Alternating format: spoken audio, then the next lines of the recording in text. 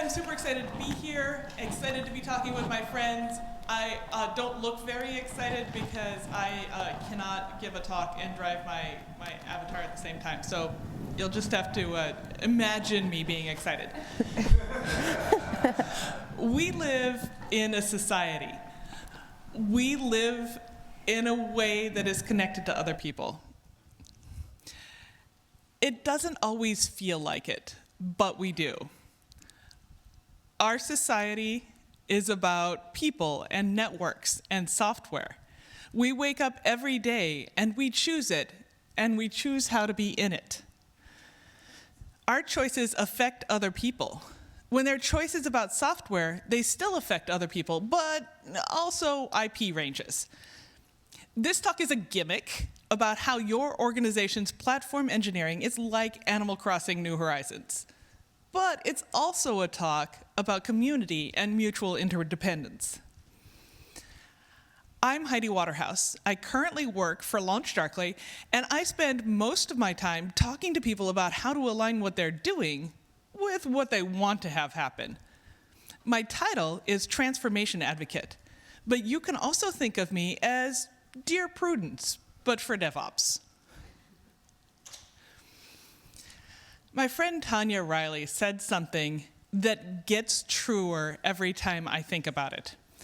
She said, everyone's back end is someone else's front end. And when you think about it, it just gets realer, because it's true. Let's back up a little bit and talk about what we mean by platform. I asked a bunch of my friends this question, and what happened was fascinating.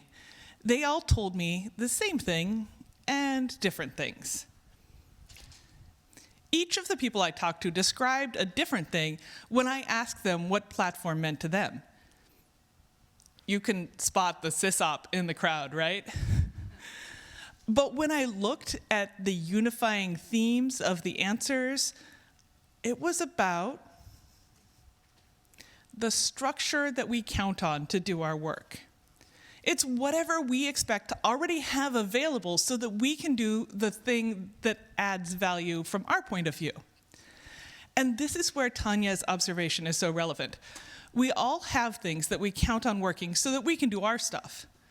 I'm not out here in technology because I want to hand trace circuit boards or manually twist Cat5 or write in machine language or run data centers. But I count on all of that stuff below me in the stack to work. And I tend to just hand wave and shortcut my thinking to the platform. Everything that I already count on is the platform. Because I have to. We can't understand all the layers. We can't figure it all out. If we could actually understand, like, we're doing really well if we remember what all the transport layers are, and understanding the nuances and complexities of each of them is just not a thing. And then I realized, going back to what my friends were thinking of, everyone tends to think of themselves as being roughly in the middle of the stack. It's the same impulse that brought us heliocentrism. It's right there. We start our map of the known universe based on what we can see from where we're standing. The cool thing is that everyone does the same thing. If you ask a CDN provisioning expert to describe the world, you hear about data centers. If you ask a SharePoint consultant, you hear about customization. They're both correct, and they might, in fact, be describing the same stack.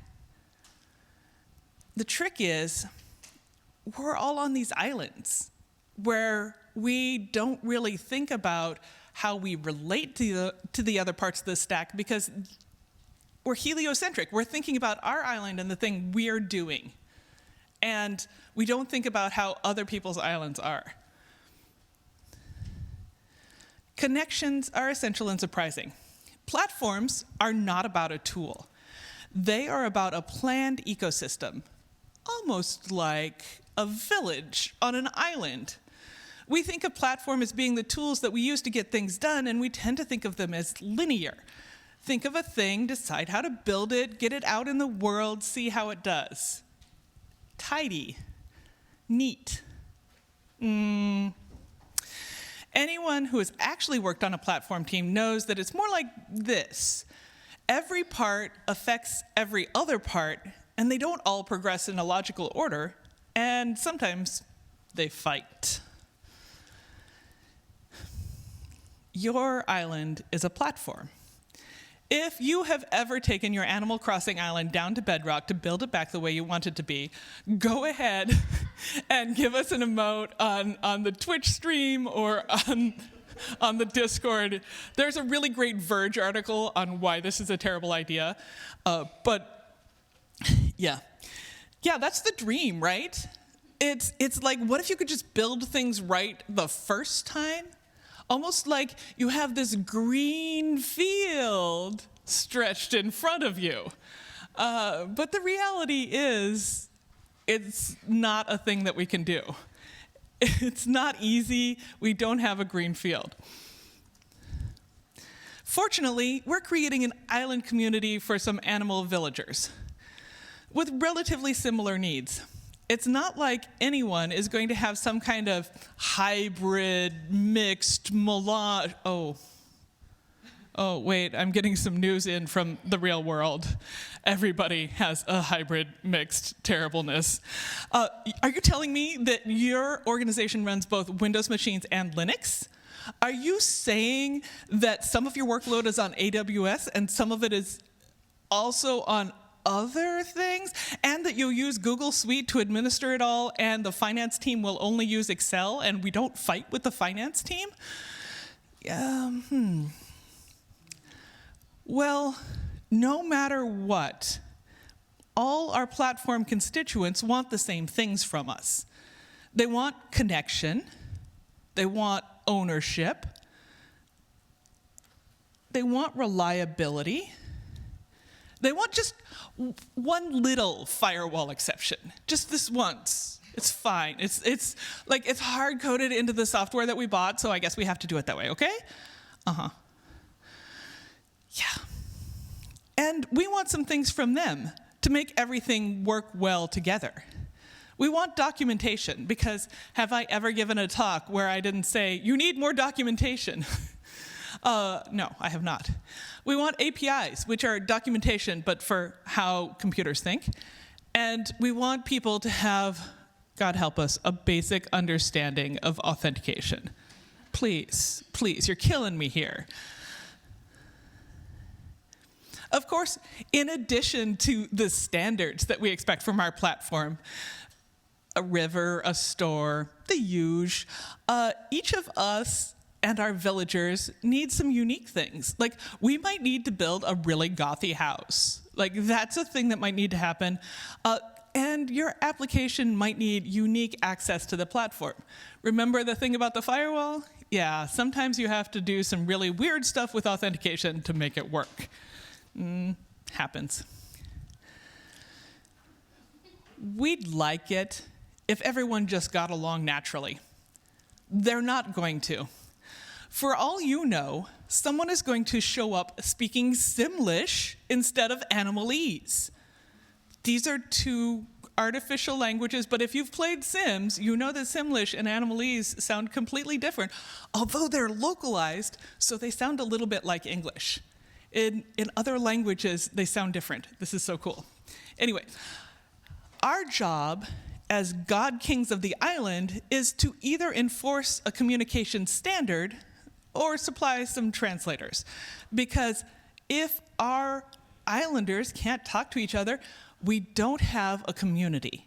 We don't have a platform. We have an archipelago at best. Your island requires care. So a lot of us played really intensely, and then we got our islands to a place where we were happy, and Cozy Grove came out, and we kind of wandered away, and when we came back, a lot of weeds. Platforms, like islands, aren't really set and forget. We can get them to a place where maintenance isn't too onerous, but if we don't keep revisiting them, our farms will be sad, our weeds will take over, and our friends will guilt trip us on the reg. Build in time for platform maintenance. It's super unexciting, and it's unrewarding.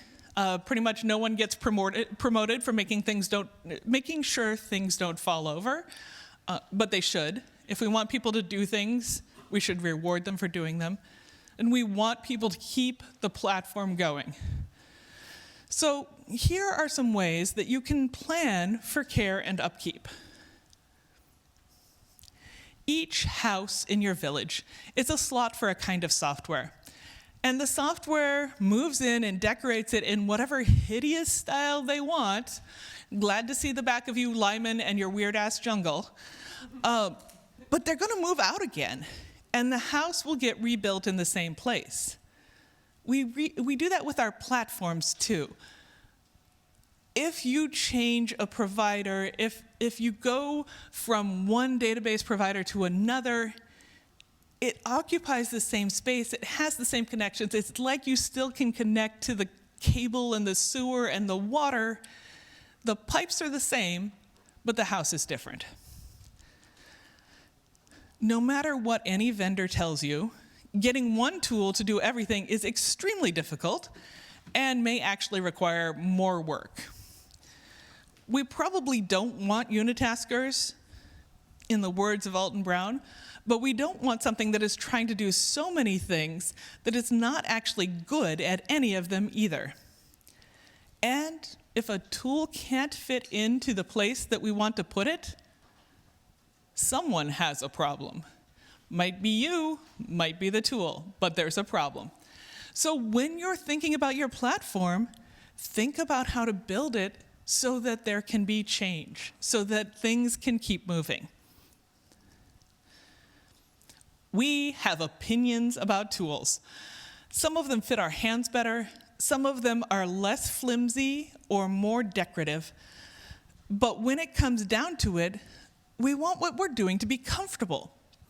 Think of the first time you switched to using a different operating system. Did it feel good right away? Probably not. Just like individuals, organizations get comfortable with tools. Sometimes it's because they're a good fit, and sometimes it's because we became really used to the stupid-ass way that something works. But either way, it's an important aspect to consider when you're going to change something. Trip Longworth is speaking later in this conference, and they have a great talk on how difficult it is to get people to change things, because inherently, people are a little averse to change. And when you get a group of people together, they are really resistant to change because you have to change a lot of minds in the same direction. So when you're thinking about tools, think about the eventual use case where you're going to need to change them. Is that going to be a nightmare? Then you need to think about your organization's maturity level. Maybe you're not an organization that needs a coffee shop yet. That's cool.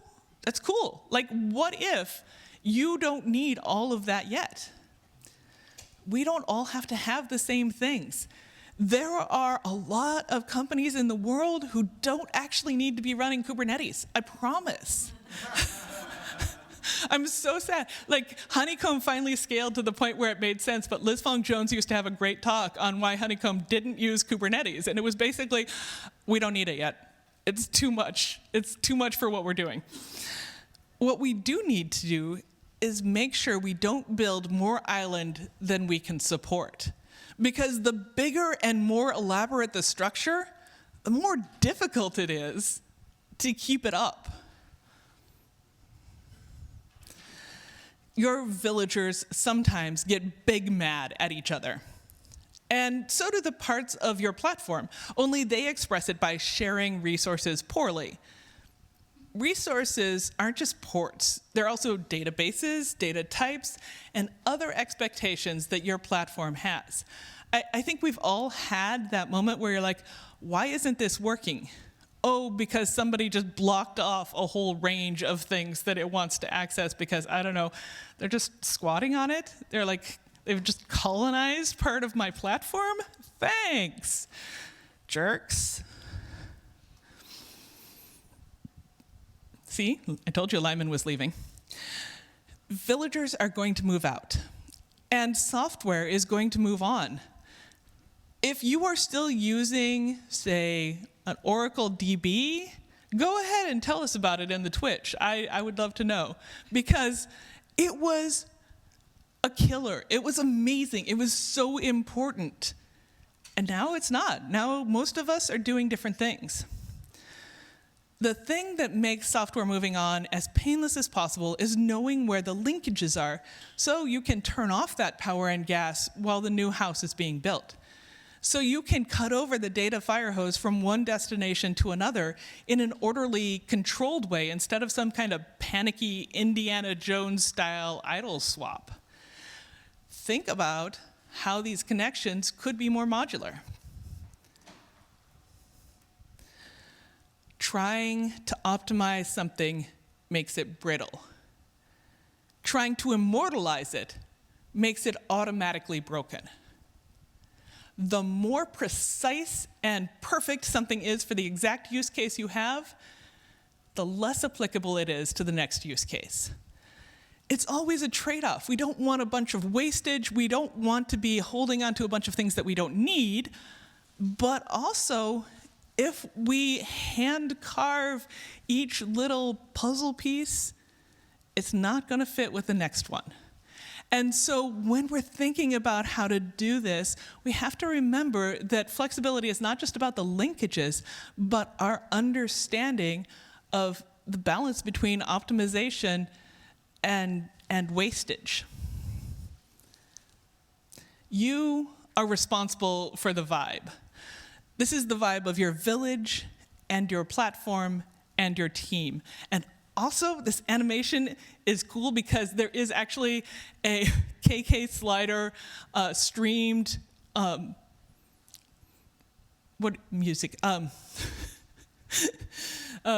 streamed event going on this month, and they're doing a Splatoon KK slider concert.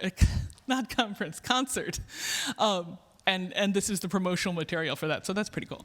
But the vibe of what you're doing is actually something that you can affect. You can say, like, how hard is it to add something to the platform? How hard is it to take something out of the platform? What is it that the platform wants and accepts? If all of your villagers were jock villagers, if they were all bros, who would give you mittens? Jock villagers never give you mittens. And if they were all cranky villagers, who would talk to the bugs? Because the jock villagers have like meaningful lifelong relationships with the bugs that live in their floors. And I think that's super charming and also a little weird.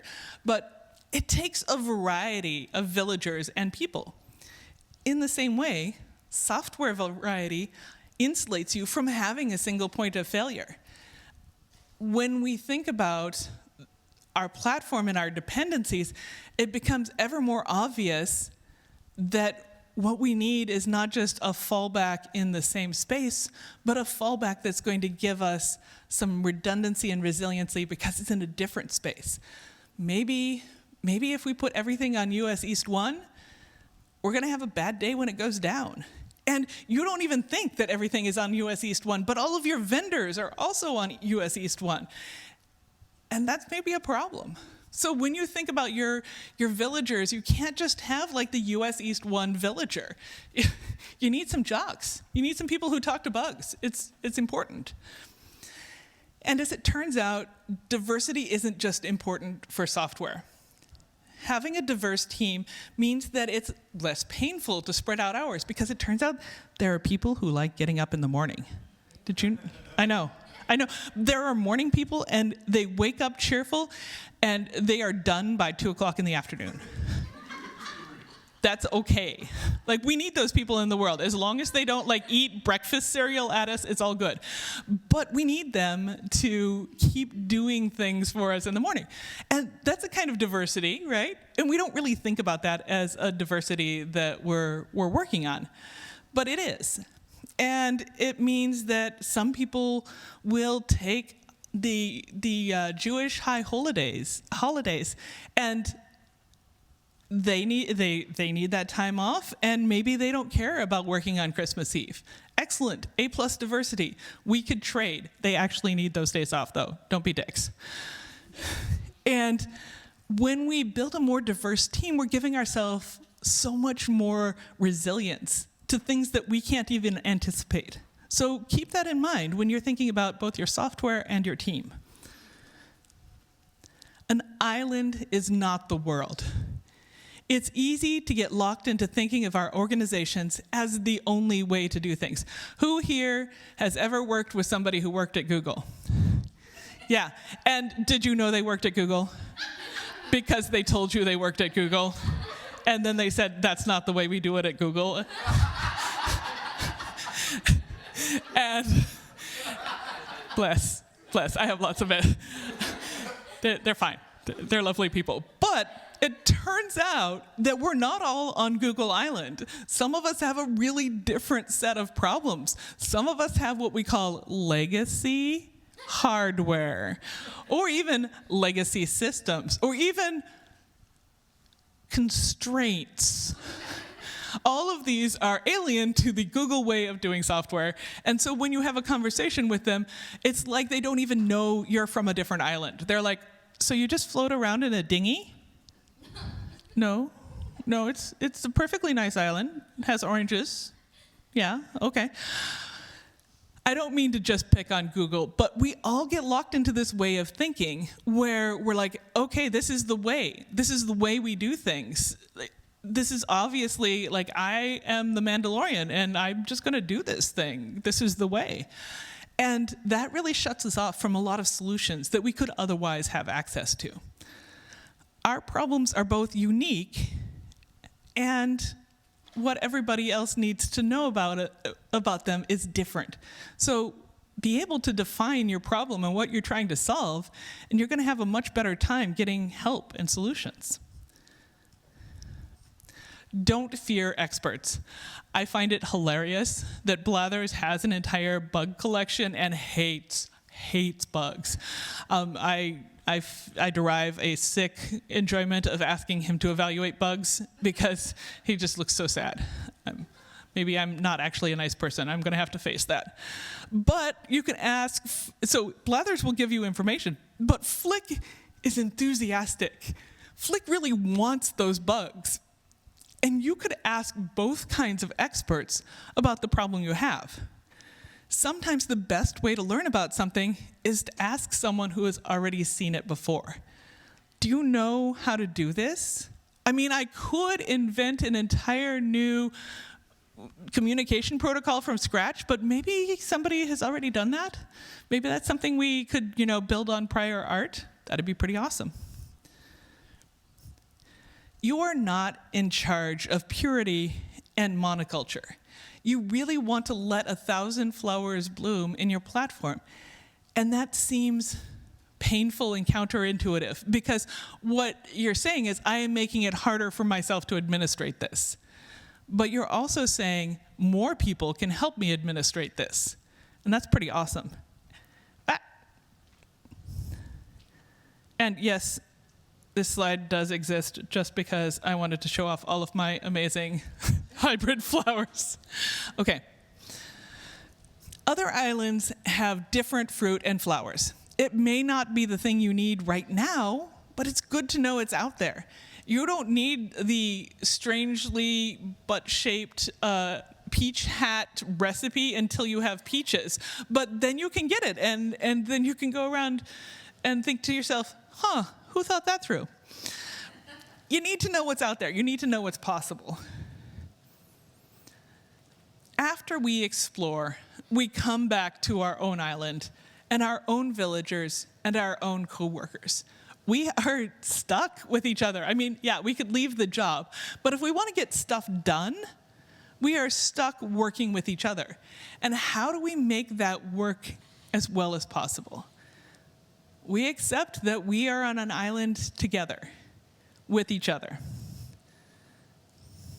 We have to figure out how to make this work together because we aren't going to blow up the island again.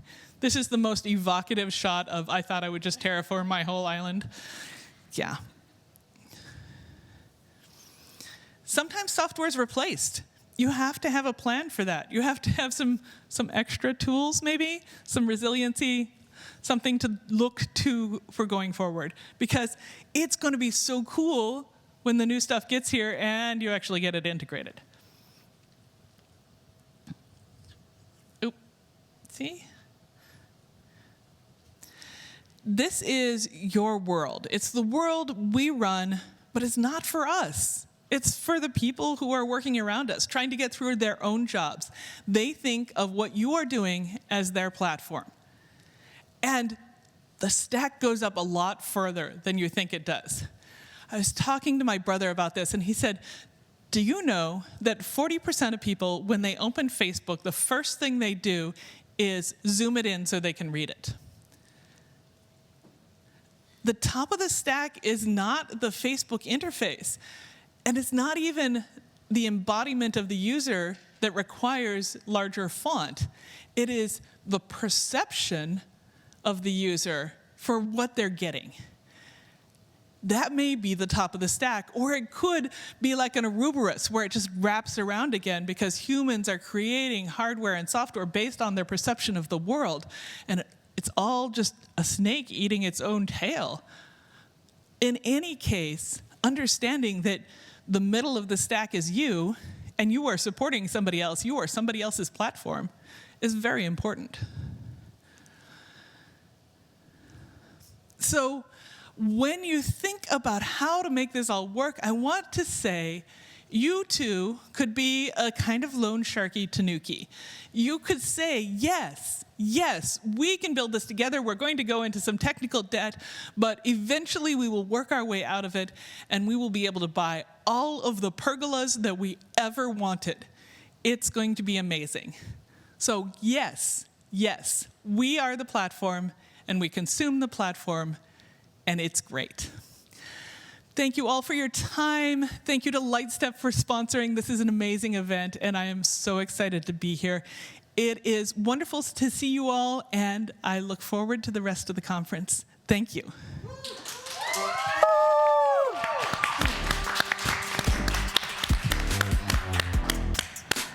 Thank you so much, Heidi. If you're tuning in, make sure to drop your questions over on Discord on speaker Q&A. Make sure to just do that exclamation point Discord, and that link will show up. I'm a noob on Twitch, so I have to say exclamation point. I'm pretty sure there's a cool name for it.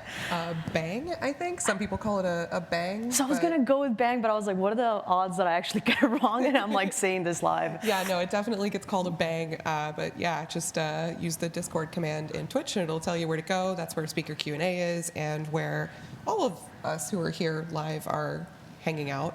Heidi, I have a question for you. Well, first of all, let's get you to the podium. This is a very important question, and I think folks in the chat and are watching are curious. How do you have such beautiful flowers and not run into them when you're going anywhere? Oh, I make paths so that I run along the paths, but also you can run through the flowers.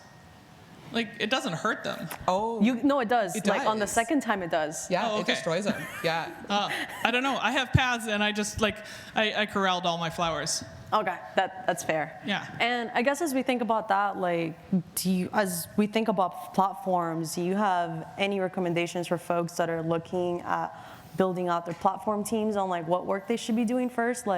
Do you build a path first, or do you plant the flowers? I think you build the path first. I think you need to understand. So you know those dirt paths that go beside sidewalks because the sidewalk goes someplace stupid? Those are called desire paths. And you saw them a ton on like college campuses and stuff, but they exist everywhere. You need to know what the desire path for your platform is, and then you need to pave it over where people are actually going. And then you know where you don't plant flowers and where it's safe to plant flowers because you never walk there. So when you're thinking about how to build a platform, the first question is, what do people need? What are they using? What's handy?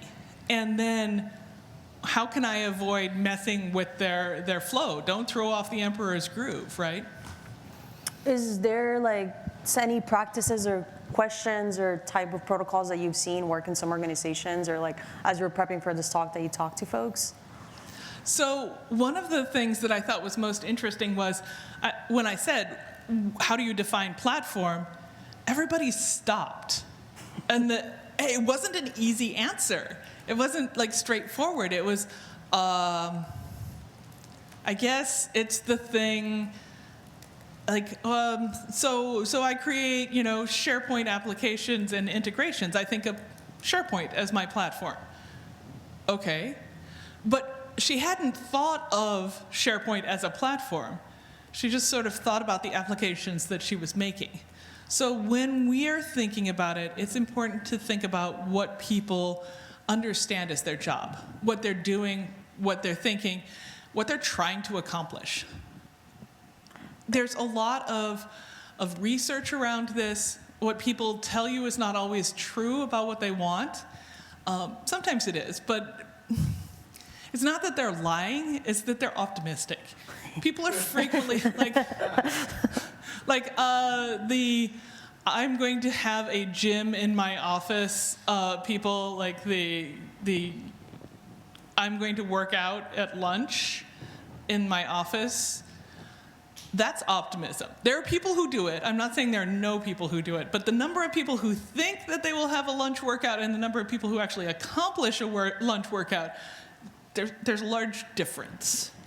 And so in the same way, not only do we need to ask people what they want, but we need to look at what they are doing that indicates what they want.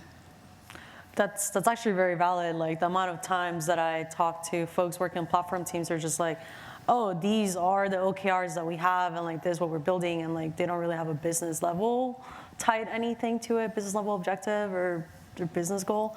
And then you also have the engineers that's like, oh, I just have this internal tool, and it's like, but what does internal tool do to the entire platform that your organization is doing for your developers and app experience or infrastructure or anything like that? Like asking those questions are really key. What problem are we trying to solve? What hurts? This is a thing that they teach all the time in sales, is like, what's the pain point that will get someone to buy? But it's evidently, I guess, not something that we teach DevOps teams. What's the pain point that will get someone to adopt? But it's still people. The theory is the same. Most definitely. We actually have a question from chat, from Josh. What if you have a chance to start a brand new platform and a platform team from scratch? How much time do you spend designing the perfect platform? And when do you actually start deploying things even though you're not sure what's going to work? Minimum viable platform. Look around, see what would actually get you business value to ship, and then work backwards from that into how you could ship that. And then as you go, you're going to find out that you have needs you didn't know until you got there. And you're going to iterate, because it's essential that we not get locked into finding the perfect. You let the perfect be the enemy of good, right? Good enough, minimum viable, enough. Like, if your entire build pipeline is like 4 bash scripts and some Jenkins, go on with your bad self until it breaks, because that's getting stuff out the door for you. And if I were building a whole new system, I think I would, wow, what an opportunity, Josh. You are one of today's lucky 10,000. I think that if you do that, I think you have the opportunity to say, how can I build an island that allows people to switch in and out easily? How can I say, like, this is my guiding principle, these are the promises that I'm going to make, and these are the responses that I expect? That's very valid. It's like you don't really have to have everything done and be like paralyzed of like, I don't have all the answers and like, let's go. Like we can start exploring and set up that foundation of like, let's make sure that we could have this platform live for a few years. Yeah, we were talking at dinner last night about Rails. And Rails is really good at getting you up and going. It is an excellent way to bootstrap an application. It's not going to do everything you need for all time, but it gives you a chance to see what it is that you need. And that's really valuable. It's not that Rails is a bad tool, it's that Rails is a good tool for starting things off. That is an issue that we see, I think, more than we should with people building platforms and applications. They take like something that is really good at getting you started and then just like don't ever move past it, and it results in a lot of like really weird technical debt that 5 years later can be a massive pain. I almost swore because there's a word for that I think is more applicable. It can be a massive pain to unravel, right? You end up with the like platform equivalent of spaghetti code because you never moved past something like Rails, which is tragic. But you know, we do what we can, and hopefully we learn better in the future to maybe not do that. Yeah, and like you need to do it. You just need to realize that you're incurring this debt. It's sort of like student loans in the U.S. Even when you're in school, you start incurring interest charges, and you don't really realize that until you get out and you're like, whoa, okay, that was a lot. Okay. In the same way, we need to know that we're incurring technical debt, that we're making this trade-off, and do it mindfully and have a plan for how to pay it off. But the reason we call it technical debt and not just like decay is because we're using it as capital to build something. Those are amazing gold nuggets, like words to live by. And I actually really loved when you mentioned, like, let's not build islands that we can't support. Like, let's not go ahead and build these platforms or extravagant 50 items in one platform companies, and then not necessarily keep them reliable and sustainable. Well, thank you once again, Heidi. Really great to hear you speak, see you in person, and get to share all the learnings from your little island with us.